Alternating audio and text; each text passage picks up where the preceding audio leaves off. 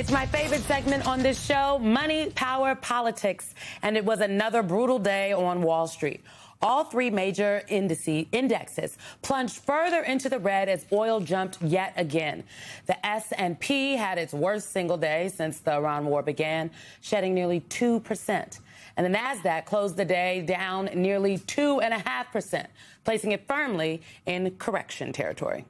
But the war is having an impact on more than just stock prices. The OECD, which is the Organization for Economic Cooperation and Development, well, it's now projecting the U.S. inflation this year to climb over 4%. That is a sharp uptick from its prior forecast of just 2.8%, and even higher than the Federal Reserve forecast at 2.7%. Here to help us unpack it all is Bharat Ramamurthy. He is a former National Economic Council Deputy Director and author of The Bully Pulpit on Substack. And Max Chafkin is here, Bloomberg Business Week journalist and host of the Bloomberg podcast, Everybody's Business. The stocks are everybody's business, Max. So let's start with the stocks. The president said today that the Wall Street reaction to this war has not been as severe as he expected. I think that's fair to say. But why do you think that the markets have remained relatively calm so far? Is this just hopeful? I think it gets back to this idea of the taco trade, this hope that Trump will see that what is happening, that the closure of the Strait of Hormuz, the continuation of this war is going to potentially have very, very disruptive economic consequences, much higher oil prices, much higher gas prices potentially than we already have now, and expecting that he is going to find a way to back down. And what happened that sort of sent the stock market, tumbling was that Trump tweeted, or Truth, that, that there were problems with the negotiation and that Iran had better watch out. And it's this kind of bellicose rhetoric that scared investors. And even now, though, I'd say they are still expecting some kind of de-escalation, because I think if they weren't, the fall would have been worse. Bharat, Trump's statement assumes that things can only get better from here. And, as a consumer, somebody that puts gas in their car, I would like to believe that's true, but I don't understand how that can be the case, how he can say that, because there's still no resolution. The Strait of Hormuz is effectively shut down. We've got a very grim inflation forecast. I mean, there was layaway this year for the Roots picnic tickets. So how long could we feel the effects of this war? For a very long time. And in fact, if the war ended tonight, I think that you'd feel the effects for many, many months from now.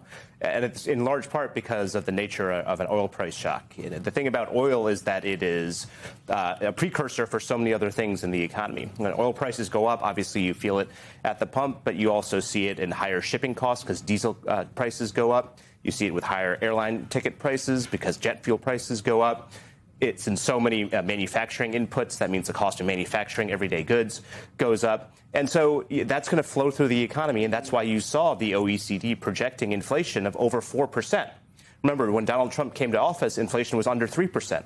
So we're talking about a significant increase in inflation in large part because of this war. And there's no real resolution to that, even if the war were to end.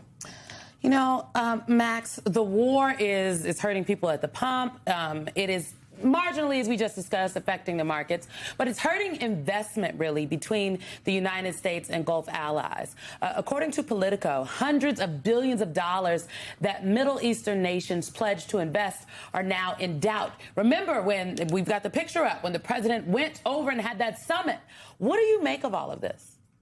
Yeah, a huge part of Donald Trump's economic plan and his plan to sort of use AI to fuel job growth has been predicated on the idea of huge sums of money coming from the Middle East and flowing into all sorts of things, buying weapons, buying airplanes, helping to finance data centers. And if you look at a lot of these tech companies that have been doing very well, they are doing so with help from Middle Eastern countries.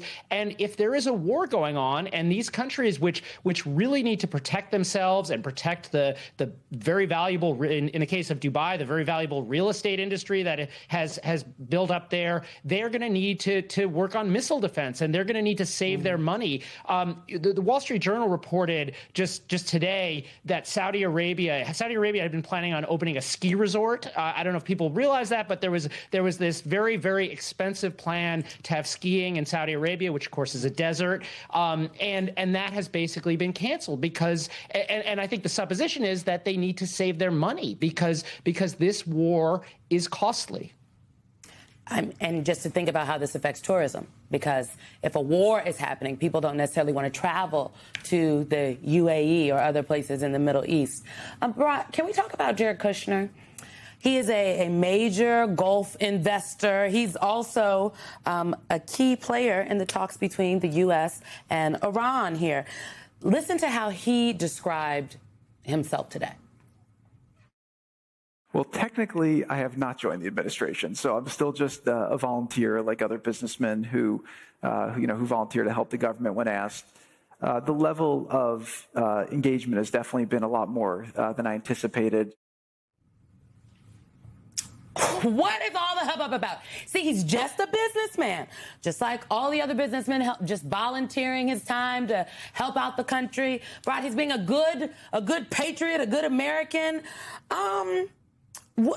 Look, I think it's important that we should note that Jared Kushner denies any improprieties, any conflicts of interest with what he's currently doing as a quote-unquote volunteer for the American government.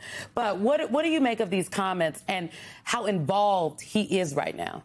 Well, I think it's not just Kushner. The other person that's a lead envoy is Steve Witkoff, who's also just a real estate guy that Donald Trump knew from back home. And these appear to be the folks who are the tip of the spear in trying to negotiate a compromise and a resolution to this, global conflict. It's extremely disconcerting. And I think the most generous thing that you can say about it is, are these really the best guys that we can put forward to try to bring a resolution, a good resolution, a lasting resolution to this type of conflict?